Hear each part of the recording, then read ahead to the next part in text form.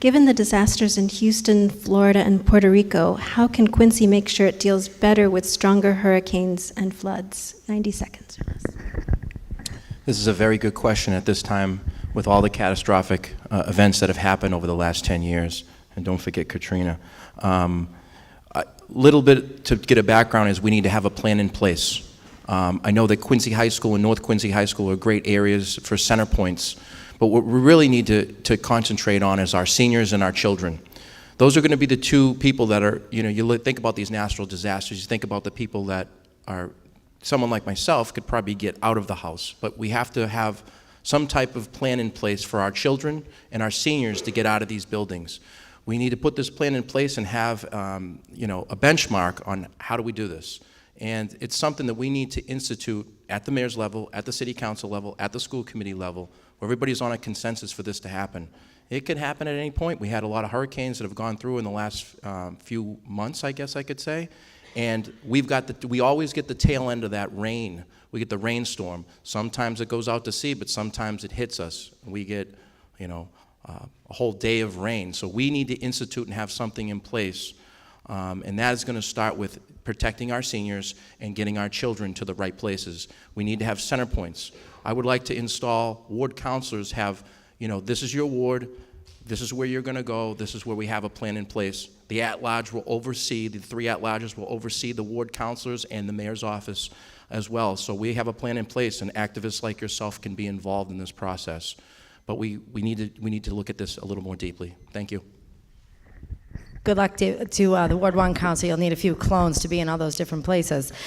27 miles of coastline. We have a lot of opportunity to improve our coastal resiliency with marsh restoration, tide gate repairs, seawall repairs, and ensuring all our building in the floodplain is done in compliance. I have served on the Boston Harbor's Geographic Response Planning team. This is a lot of what I've done above and beyond my work outside the council chamber. The city of Quincy has a hazard mitigation plan. We have an evacuation plan. The entire Boston Harbor region has an evacuation plan. It is about partnerships with our emergency management officials as to what our needs are in this community and what the response is during a storm event. Residents in the neighborhood of Post Island, we're on the phone before every storm talking about our plan, our game plan, tide gate controls, what we can do for flood storage, compensatory storage. I think there's, we have a lot of vulnerability in Quincy. The city is taking a look at our seawall conditions, putting in for our grants and funding these repairs. We have been very consistent. We have been cleaning out, we were talking about this earlier, the catch basins. The Saxon Field area was an area chronic for flooding. We've seen significant improvement, cleaning catch basins, fixing the tide gates along Broad Street. We were saying earlier, natural breakwater solutions. What else can we be doing that's a new solution for our area? Coastal storms are real. The impact for the Quincy coastal community is real. We have a lot that we can be doing in organizations like this, and getting you engaged as well is beneficial for all of us.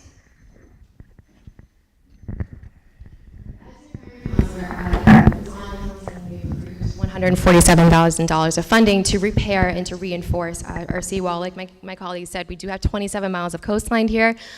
We have very old infrastructure. We need to make sure that we're staying up to date and that we have the protections in place when there is a storm that comes down the pike. That is matched with $441,000 of state spending, and that is one step in the process. But the other is to make sure that whatever we do set up, we're checking constantly. The last rainstorm we had not too long ago, but a couple of weeks ago, I got 2 calls within 1 hour of each other, 9 o'clock in the morning, that there was flooding in the Wollaston area. We sent somebody out, we cleared it out. But the problem is that the storm drains were clogged. All of the leaves that are coming down right now ended up clogging some of those outlets, and that's what caused the flooding. So once we got those clogs out, everything was fine, but we can be proactive. We also need to make sure that we're enforcing these things that we set up for ourselves to protect us, and that we're going out and checking them consistently.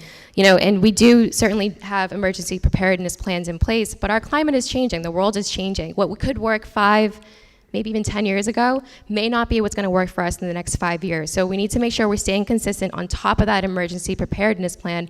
I understand the administration is going through it right now to review it. And as your counselor, I want to make sure that we hear from folks like yourself so that whatever new plan comes down the pike every year, every 6 months, that we're staying up to date as much as possible as to what to expect with the weather as the climate continues to change. So many of the things that my fellow colleagues up here have been discussing are things that we should be doing day to day in the operations of the city. But we also have to be proactive in understanding what's actually happening within our community, within our state, and the educational environment.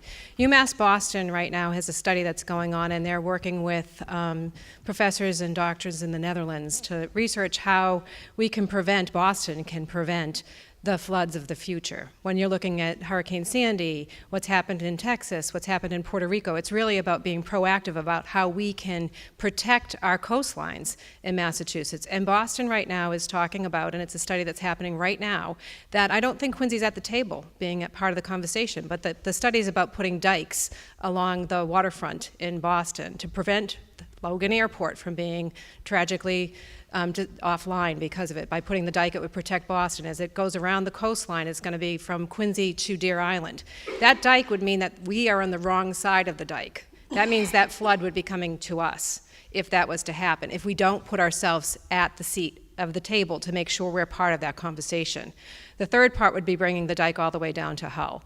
The fact of the matter is those conversations are starting to happen now, and very often in Quincy we're reactive to things. What happens is we're not part of the conversation, we don't know what's going on, and when it becomes a reality, it's too late for us to be part of the solution. We need to be part of those conversations now. We need to be part of the climate controls for mayors to know what's happening so that we can know what's happening in other communities, the studies that are happening, so that we can know how we're going to lead into the future. Then we also have to manage the city day to day, as we just said, so that when we do have the rains, we can manage it. But we have to do it more than just managing. We have to also look to the future of how we're going to prevent. I would answer by saying we need 3 Ps. We need to plan, we need to be prepared, and we need to be proactive. By planning, we need to get all the players at the table, not only the city of Quincy, but our regional partners, as well as our utility partners, National Grid and others, because that's a significant part as to how the city is going to respond to any emergency, obviously electricity, gas, those types of issues. We need to be proactive. When I became the Commissioner of Public Works, and those of you who live in the city and live by catch basins know that perhaps 8-9 years ago, there might have been some things growing out of that catch basin, whether it be grass or full all the time. One of the things that we are committed to doing as a Public Works Department right now, we were guaranteeing folks, and we have thousands of these catch basins, but that's the key entranceway to our system. And the better we maintain that, the better flood capacity we have. So it did make a whole lot of sense that we just wouldn't maintain those things. So we need to continue to maintain them. We committed ourselves to cleaning these catch basins at least once every 2 years. Some are cleaned 3 or 4 times a year. We need to clean our drain lines. We need to be proactive in making sure that we're doing the best we can with an aging infrastructure to make sure that we can accommodate some of these significant storms. And lastly, we need to be prepared for what is happening, which means long in advance of any storm, we need to get all the players together to plan for the future. He had part of what I was going to say, but mine's a little more involved. As 30 years of experience of designing software for medical devices and other industries, it's analyze, plan, prepare, act, and evaluate. Because basically what it is that you have to do that in a circle. I write documents. Almost half my time is spent writing documents for the FDA to get certifications for the devices that I've designed. Stuff like cardiac injector to high speed inject cardiac fluid into a patient. You wouldn't believe the amount of documentation that's required, and you have to do a lot of planning, and because this stuff can kill people. And so I'm used to doing this and taking the data, crunching it, and then determining the direction to go in. And that's basically what I would do.